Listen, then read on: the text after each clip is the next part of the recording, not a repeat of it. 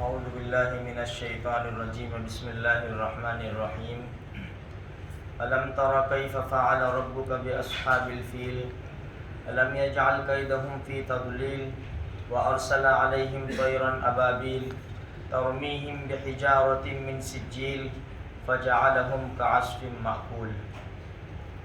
کیا نہیں دیکھا آپ نے کیسے کیا تیرے رب نے ہاتھی والوں کے ساتھ؟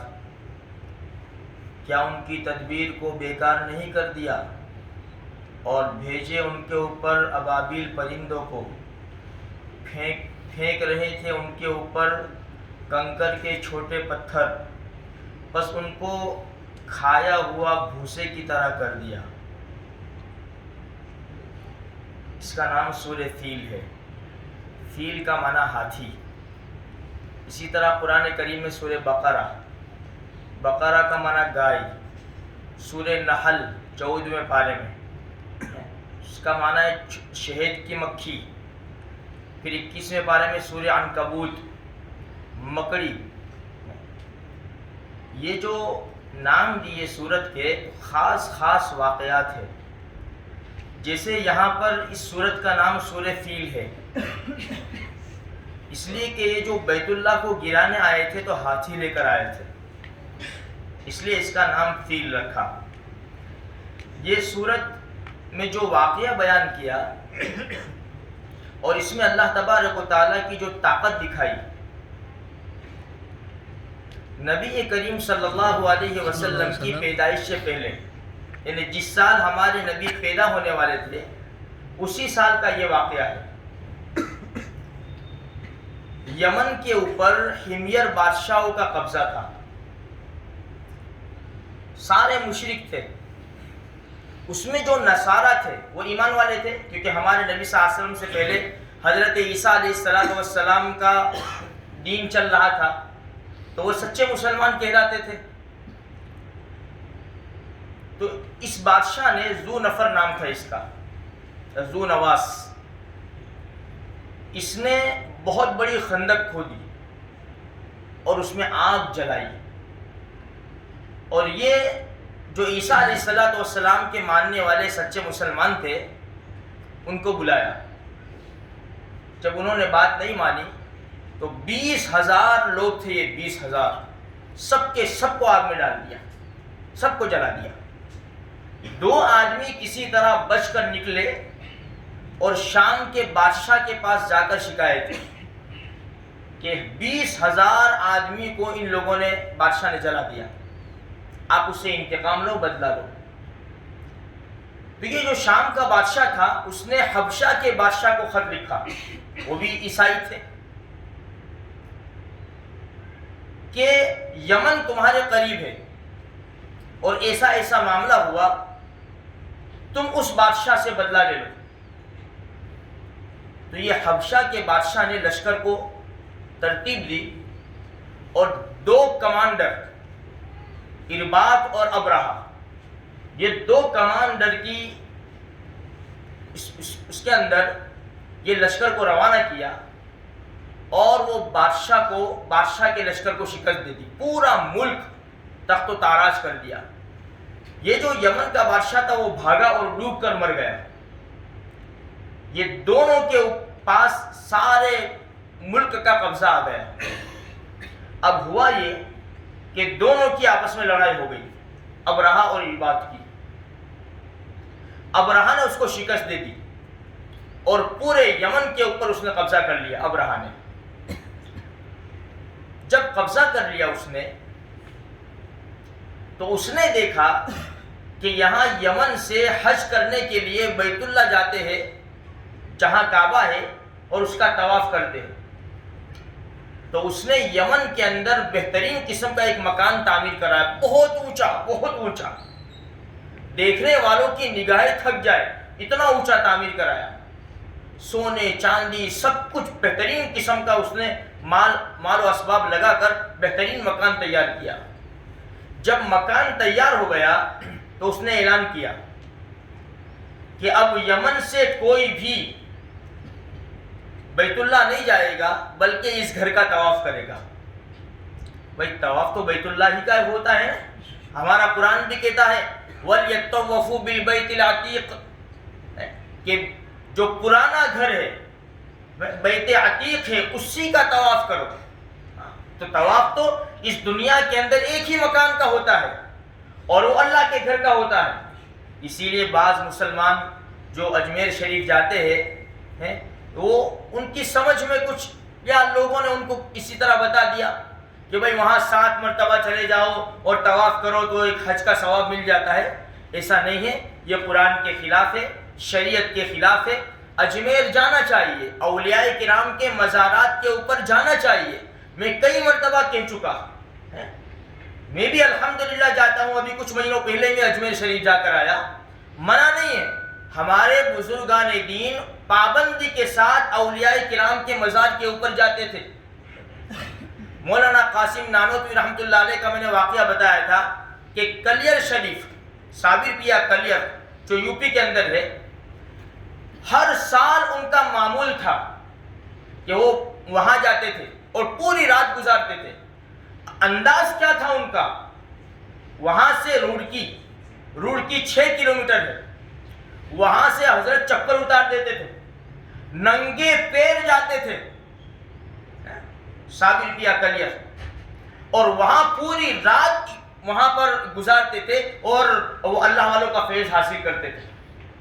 ہمیں جانا چاہیے، لیکن آج اولیاء کرام کے مزارات کے اوپر وہ کام ہوتے ہیں، وہ باتیں ہوتی ہے کہ وہ اللہ والوں کو تکلیف ہوتی ہے. ایسے کام نہیں ہونے چاہیے. وہاں پر عورتیں بھی بے پردہ چلی جاتی ہے بغیر نقاب کے، اور پتہ نہیں کیا کیا یہ وہاں ہو رہا ہے. اس سے وہ قبر میں جو اولیاء کرام ولی اللہ کے ولی جو آرام فرما ہے ان کو بہت زیادہ تکلیف ہوتی ہے. جاؤ اچھے احترام کے ساتھ، عزت کے ساتھ وہاں پر جاؤ اور ان کی برکت سے اللہ سے مانگو. دینے والی ذات تو اللہ کی ہے، اللہ سب کو اللہ نے دیا. ہمارے نبی کو جب اللہ نے دیا اور ہمارے نبی نے جب اللہ سے مانگا تو سب سے بڑا درجہ انبیاء کا ہوتا ہے، اور سارے انبیاء میں سب سے بڑا درجہ ہمارے آقا محمد رسول اللہ صلی اللہ علیہ وسلم کا. جب انہوں نے اللہ سے مانگا اور اللہ کے رسول نے ہم کو تعلیم دی کہ مانگو تو اللہ سے مانگو، سارے انبیاء نے، سارے صحابہ نے، سارے اولیاء نے، سب نے اللہ سے مانگا ہے. اور سارے اولیاء کرام نے ہم کو تعلیم دی ہے کہ مانگو تو اللہ سے مانگو. اس لیے وہاں جب ہم قبر پہ جائیں گے تو ان سے نہیں مانگیں گے، کیونکہ ان کے ہاتھ میں نہیں ہے، ان کے اختیار میں نہیں ہے. سارا اختیار اللہ کے ہاتھ میں ہے. مانگیں گے اللہ سے، واسطہ دیں گے ان کا، اے اللہ یہ تیرے یعنی چہیتے بندے ہیں، یہ تیرے قریبی بندے ہیں، تو ان کو چاہتا ہے، یہ تجھے چاہتے ہیں. ان کی برکت سے میرا کام کر دے، ان کی برکت سے مجھے اولاد نصیب کر دے، ان کی برکت سے میری اچھی نوکری کر دے، ان کی برکت سے میرا خود کا مکان کر دے. ایسے ہم مانگیں گے، ڈائریکٹ ان سے نہیں مانگیں گے، یہ منع ہے. تو خیر، کہنے کا مطلب یہ ہے کہ اللہ تبارک و تعالیٰ دینے والی ذات اللہ ہی کی ہے اور ہمیں اس سے ہی مانگنا ہے. تو یہ اب رہا، ہم اصل بات کے اوپر آ جائے کہ یہ بیت اللہ اس نے بنایا، ایک گھر بنایا اس نے اور بیت اللہ سے منع کیا. تو جو بیت اللہ کے چاہنے والے ہوتے ہیں، جو مساجد کے مدارس کے چاہنے والے ہوتے ہیں، وہ اس کو برداشت نہیں کر سکتے. کچھ قبیلے تھے، ان کے اندر بڑا غصہ آ گیا کہ یار یہ کیسے ہو سکتا ہے کہ ہم بیت اللہ کو چھوڑ کر اس کے بنائے ہوئے مکان کا طواف کریں؟ یہ تو کبھی نہیں ہو سکتا. راتوں رات ایک آدمی گیا اور اس گھر کے اندر اس نے ناپاکی کر دی. جب صبح ہوئی تو پتہ چلا، اور یہ ابرہہ کو پتہ چلا کہ میں نے جو مکان بنایا سونے چاندی سے اس کو آراستہ کیا، اس کے اندر کوئی راتوں رات ناپاکی کر گیا ہے. اس کو بہت بڑا غصہ آیا اور اس کو یہ بھی پتہ چلا یہ کرنے والا قریشی ہے، یہ پتہ چلا اس کو. تو اس نے قسم کھائی کہ جب تک بیت اللہ کی، مکہ مکرمہ کے اندر بیت اللہ کی اینٹ سے اینٹ نہیں بجاؤں گا، چین سے نہیں بیٹھوں گا. اس نے بہت بڑا لشکر تیار کیا، حبشہ کو لکھا، شاہ حبشہ کو. تو اس نے ہاتھی بھیجے، یہ سورہ فیل. ایک ہاتھی بہت بڑا زبردست تھا جس کا نام انہوں نے محمود رکھا تھا. ایسا ہاتھی اس کی مثال اس زمانے میں ان علاقوں میں نہیں ملتی تھی. اتنا بڑا اور بھاری ہاتھی تھا. اس کے ساتھ 8 اور ہاتھی بھیجے اس نے. مقصد کیا تھا کہ بیت اللہ کے جو ستون ہیں, بیت اللہ کے جو پلر ہیں, ہاتھی کے گلے میں بڑا ایک چین ڈالے اور بیت اللہ کے جو ستون ہیں اس کے اندر ڈالے اور ہاتھیوں کو بھگا دے, کیونکہ ہاتھی کی طاقت بہت ہوتی ہے, بہت. تو جب ہاتھی چاروں طرف بھاگیں گے, ستون اپنی جگہ سے ہٹیں گے تو بیت اللہ گر جائے گا. ان کا یہ مقصد تھا. اب یہ جب وہاں سے چلے یمن سے, تو راستے میں جو عرب کے قبائل آتے تھے انہوں نے مقابلہ کیا, لیکن اللہ کو کچھ اور منظور تھا. اللہ کو پوری دنیا کو دکھانا تھا کہ بد نصیبوں کا انجام کیا ہوتا ہے. اس لیے تقریباً 3 عرب کے قبیلوں نے اس کا مقابلہ کیا. سب نے شکست کھائی اور ان کے بادشاہ کو پکڑ لیا. اس میں سے ایک نفیل ابن حبیب بھی تھے جو آگے آ رہا ہے. اب یہ مکہ کے قریب پہنچا, اس نے پڑاؤ ڈالا. کچھ آدمیوں کو اس نے بلایا اور بیت اللہ کی طرف بھیجا اس نے کہ وہاں کے جو کمیٹی ممبر ہو اور متولی ہو ان سے جا کر ملو اور ان سے کہو کہ ہم تم سے جنگ کرنے نہیں آئے, ہمارا مقصد تو بیت اللہ ہے, بس ہم بیت اللہ کو گرا دیں گے, ہمارا مقصد پورا ہو جائے گا, ہم تم کو کچھ بھی نہیں کریں گے. وہاں پر جو اس نے پڑاؤ ڈالا, مکہ کے رہنے والے لوگوں کے اونٹ چل رہے تھے وہاں پر, سارے اونٹوں کے اوپر اس نے قبضہ کر لیا. اس میں عبد المطلب جو ہمارے نبی صلی اللہ علیہ وسلم کے دادا جان تھے, ان کے 200 اونٹ تھے, وہ بھی اس نے پکڑ لیے. عبد المطلب کو وہ بھی پتا چل گیا. جب یہ آدمی آیا اس کی طرف سے اور عبد المطلب کے سامنے بات رکھی, تو دادا عبد المطلب نے کہا کہ ہم کو بھی لڑنے کی طاقت نہیں ہے, ہم بھی لڑنا نہیں چاہتے, لیکن اسے بتا دو کہ یہ جو جس مقصد کے لیے تو آیا ہے نا, یہ اللہ کا گھر ہے, اللہ کے خلیل ابراہیم علیہ السلام نے اس کو بنایا ہے.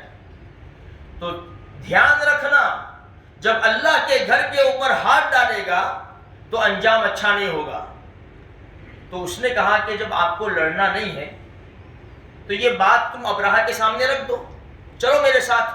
عبد المطلب نے کہا چلو ٹھیک ہے, ہم چلتے ہیں. عبد المطلب اس کے ساتھ گئے تو ابرہہ تخت کے اوپر بیٹھا ہوا تھا. جب عبد المطلب کے اوپر نظر پڑی تو ایک روپ پڑا اس کے اوپر. دادا عبد المطلب بڑے ذی وجہ آدمی تھے, بڑے خوبصورت بھی تھے اور بڑے مرتبے کے بڑے روپ والے آدمی تھے. نظر پڑتے ہی وہ تخت سے نیچے اتر آیا اور دادا عبد المطلب کو اپنے پاس بٹھایا. بٹھانے کے بعد بات چیت کی تو دادا عبد المطلب نے کہا کہ میرے 200 اونٹ جو تم نے پکڑے ہیں نا وہ دے دے. تو حیران ہو گیا کہ تم اتنے بڑے آدمی ہیں, بیت اللہ کے متولی ہو, تمہیں دیکھ کر میں تخت سے نیچے اتر آیا اور تم بیت اللہ کی بات نہیں کرتے اور تمہارے اونٹوں کی 200 اونٹ کی بات کرتے. آپ کو پتا بھی ہے میں کیوں آیا ہوں, میں بیت اللہ کو گرانے آیا ہوں. تمہیں تو اس کی کچھ پڑی نہیں ہے, بیت اللہ کی بات بھی نہیں کرتے ہو تم اور تمہارے 200 اونٹوں کا سوال کرتے ہو. عبد المطلب نے جواب دیا میں اونٹوں کا مالک ہوں اس لیے اونٹ کی بات کرتا ہوں, بیت اللہ کا مالک کوئی اور ہے, وہ بیت اللہ کو سنبھال لے گا. تو اس نے کہا ابرہہ نے کہ تمہارا رب میرے کو نہیں بچا سکے گا, میرے کو کچھ نہیں, تمہارے بیت اللہ کو تمہارا رب نہیں بچا سکے گا. عبد المطلب نے کہا کہ پھر تمہارا جیسا جی چاہے کرو, جیسا جی چاہے کرو. عبد المطلب نے 200 اونٹ لیے اور سیدھے چلے گئے, سیدھے بیت اللہ پہنچے. بیت اللہ کے کڑے کو پکڑ کر اللہ سے گر گرائے. یہ آج ہمیں کرنا ہے, آج ہمیں یہ کرنا ہے. بیت اللہ کے کڑے کو پکڑ کر اللہ سے بڑے گر گرائے, بہت روئے. اے اللہ, یہ آئے ہیں تجھے پتا ہے تیرا گھر مسمار کرنے کے لیے, تو اس کا مالک ہے, ہمارے پاس کوئی طاقت نہیں ہے. آج مسلمانوں یہی دعا کرو کہ مسجد اقصی کا مالک رب تو ہے، بابری مسجد کا مالک رب تو ہے، اور جتنی بھی مساجد زمین کے اوپر ہے سب کا مالک تو ہے۔ اگر دشمنوں نے اس کے اوپر الغار کی ہے اور قبضہ کیا ہے، ہم نہتے ہیں، ہم کمزور ہیں، ہمارے پاس کوئی اسباب نہیں ہے، ہمارے پاس کوئی وسائل نہیں ہے، ہم صرف رونا جانتے ہیں تیرے دربار میں، ربا تو مالک ہے، تو ان سے بدلہ لے لے۔ آج ہمارے لیے اتنا تو کر سکتے ہو؟ آج دیکھو تو صحیح، جا کر دیکھ، ہاں اللہ کے وہ بندے ہیں جنہوں نے اللہ پاک نے جن کو قبول کیا ہے، سینہ تان کر آ جاتے ہیں دنیا کے سامنے کہ ہم ہیں فلسطینیوں کے ساتھ ہیں، ہم ہیں کہ مسجد اقصی کے اوپر، بیت المقدس کے اوپر جس نے بھی حملہ کیا اپنی طاقت کے مطابق ہم ان کا مقابلہ کریں گے انشاءاللہ۔ اللہ ان کی بھرپور مدد فرماوے اور مسجد اقصی کو بھی آباد فرماوے، آزاد فرماوے، اور بابری مسجد کو بھی اللہ تبارک و تعالی آزاد فرماوے۔ آج ضرورت ہے میرے بھائیوں، ورنہ اگر ہم کام آ جاوے یہ ہماری خوش نصیبی ہے، ورنہ اللہ کی طاقت دیکھو جو اس صورت کے اندر اللہ دکھا رہا ہے۔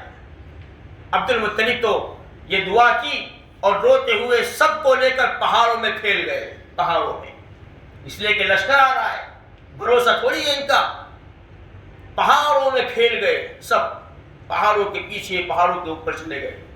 اب یہ آگے بڑھا، بیت اللہ کے قریب آیا تو جو عرب کے قبیلوں نے جو جنگ کیا تھا، جنہوں نے شکست کھائی تھی، اس میں جو بادشاہ کو انہوں نے پکڑے تھے اس میں نفیل ابن حبیب تھے، وہ آگے بڑھے اور وہ ہاتھی کے پاس آئے۔ بھائیو ہاتھی کے پاس آئے، ہاتھی کے پاس، ہاتھی کے کان میں کیا کہا؟ ارج محمود ارج راشد فإنک جئت فی بلد اللہ الحرام۔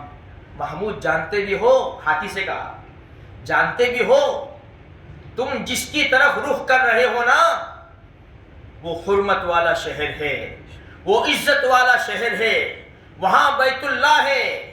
اتنا ہاتھی کے کان میں اتنی بات پڑھنی تھی کہ ہاتھی بیٹھ گیا، بیٹھ گیا ہاتھی، مسلمانوں جانور بیٹھ گیا اللہ کا نام سن کے۔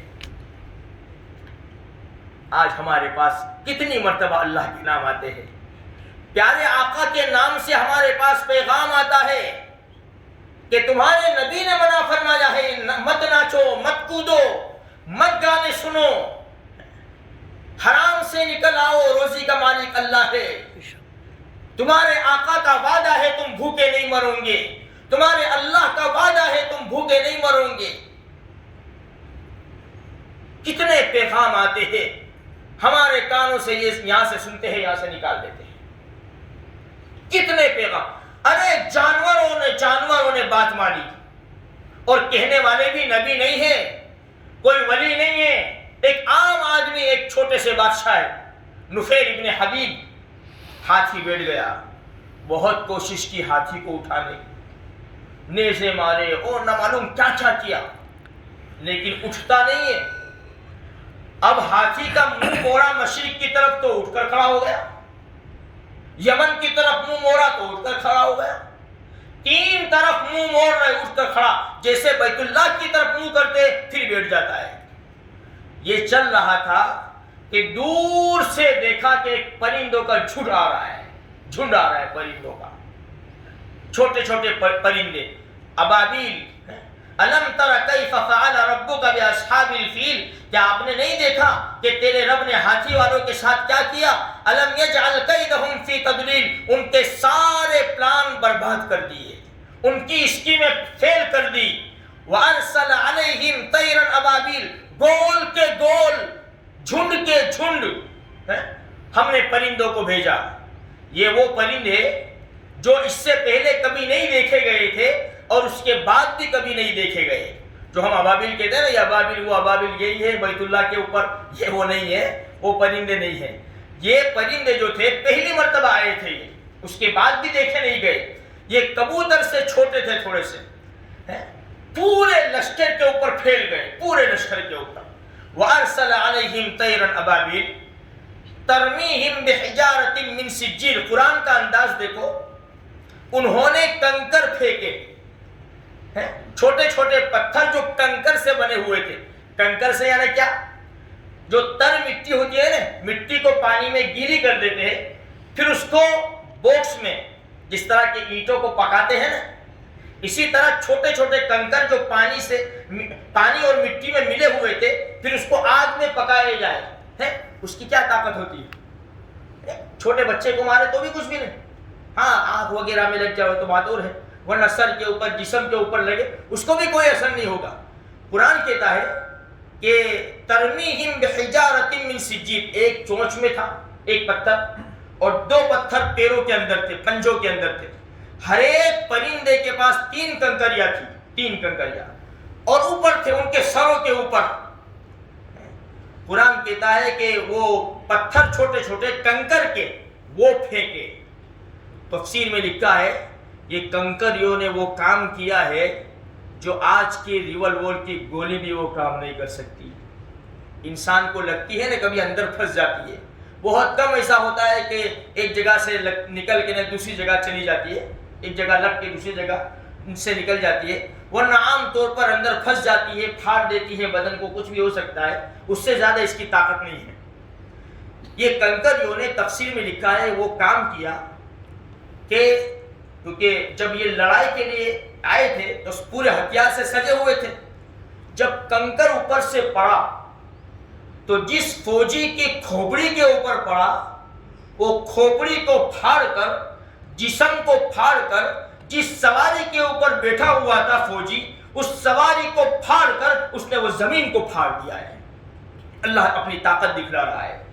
آج ہم یہی چاہتے ہیں، بس اللہ اپنی طاقت پھر دکھلا دے رہے، ہم گنہگاروں کی طرف نہ دیکھیں، ہمارے گناہوں کی طرف نہ دیکھیں، بلکہ ہم گنہگاروں کی طرف اللہ پاک دیکھ لے گے، ہمارے گناہوں کی طرف نہ دیکھیں۔ ہم اللہ سے بھیک مانگتے ہیں، یہ مبارک مہینہ یہ جا رہا ہے، مبارک گھڑیاں ہے، یہ ساری امت کی طرف سے ہم اللہ سے شکایت کرتے ہیں، اے اللہ یہ ظالم لوگ جنہوں نے قبضہ کیا ہوا ہے، جو دندناتے پھرتے ہیں، جو ناچ رہے ہیں، کود رہے ہیں، وہ تیری طاقت کا ابھی تک مظاہرہ نہ کر سکے، تیری طاقت کا اندازہ نہ لگا سکے۔ رب کریم تو اپنی طاقت کے تھوڑے سے دروازے کھول دے تاکہ ان کو پتہ چل جاوے کہ مسلمانوں کا رب بڑا طاقتور ہے، اگر بدلہ لینے کے اوپر آتا ہے تو پھر کسی کو نہیں چھوڑتا۔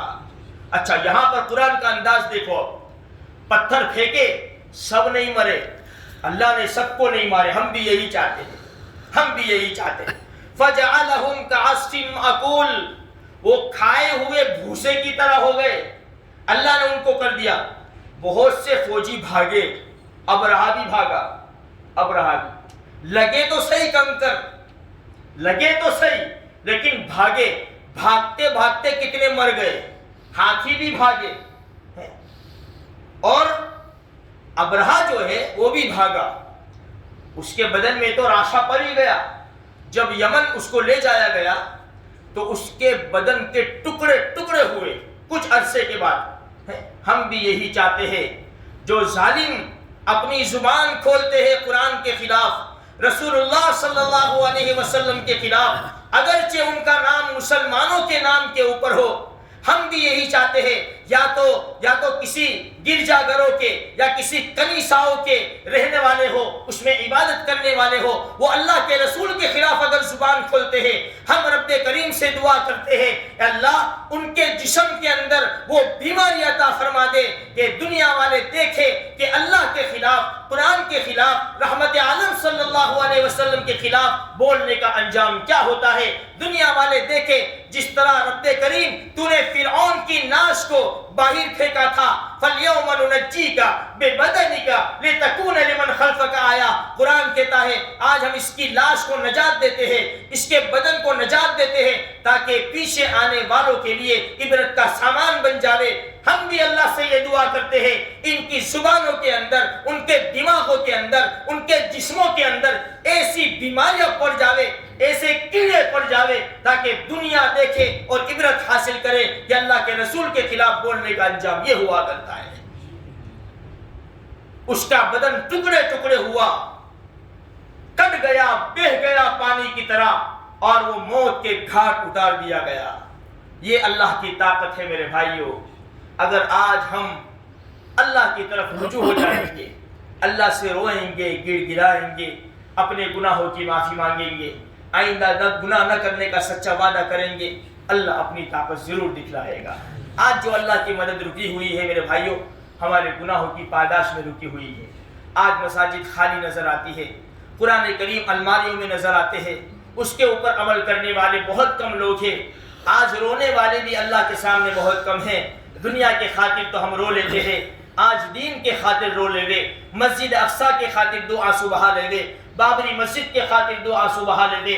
وہ غریب مسلمان جو ستائے جا رہے ہیں، جو جیلوں کے اندر بند ہیں، ہم ان کے خاطر دو آنسو بہا لے گے۔ جو غلط مقدمے میں پھنسے ہوئے ہیں، جن کے اوپر کیس چل رہے ہیں، برسوں سے جیلوں کے سلیوں کے پیچھے ہیں، ہم ان کے لیے دعا کریں، ان کے لیے آنسو بہا لے میرے بھائیوں۔ ہمارے لیے بہت بڑا سستا سودا ہے۔ اللہ تبارک و تعالیٰ کی مدد ضرور آئے گی۔ اللہ تبارک و تعالیٰ ہم سب مسلمانوں کی مدد فرما دے۔ مسجد اقصیٰ کو بھی اللہ آباد فرما دے، بابری مسجد کو بھی اللہ آباد فرما دے۔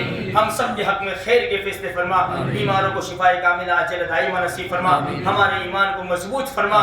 اللہ رمضان کا مبارک مہینہ جا رہا ہے، اللہ ہماری ٹوٹی پھوٹی عبادتوں کو قبول فرما۔ یا اللہ رمضان کے بعد ہمیں تیرے دربار سے محروم نہ کرنا، ہمیں تیرے قرآن سے محروم نہ کرنا، پیارے نبی صلی اللہ علیہ وسلم کی سنتوں سے محروم نہ کرنا۔ یا اللہ ہمیں ذکر و اذکار سے محروم نہ کرنا۔ یا اللہ موت تک ہمیں دین کے اوپر چلا دے، یا اللہ موت تک دین کے اوپر ہم زندگی گزارے تو اس کے فیصلے فرما دے۔